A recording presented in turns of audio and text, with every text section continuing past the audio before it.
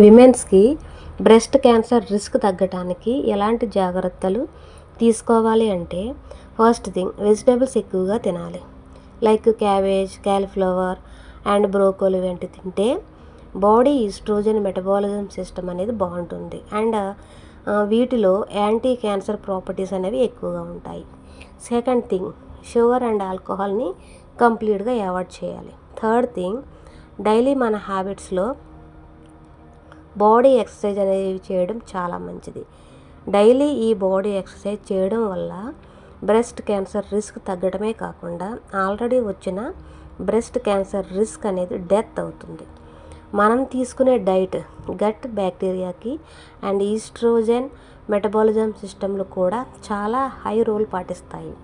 ఇంకా స్లీప్ అనేది ప్రాపర్గా ఉండేలా చూసుకోవాలి. అలాగే క్యాన్సర్ రిస్క్ అనేది చాలా వరకు తగ్గుతుంది. ఇంకా దానితో పాటు మోమోగ్రామ్ ఎగ్జామినేషన్ చేయించుకోవటం, అలాగే సెల్ఫ్ బ్రెస్ట్ ఎగ్జామినేషన్ చేసుకోవడం వంటివి చేస్తే మనం క్యాన్సర్ని ఈజీగా గుర్తించవచ్చు.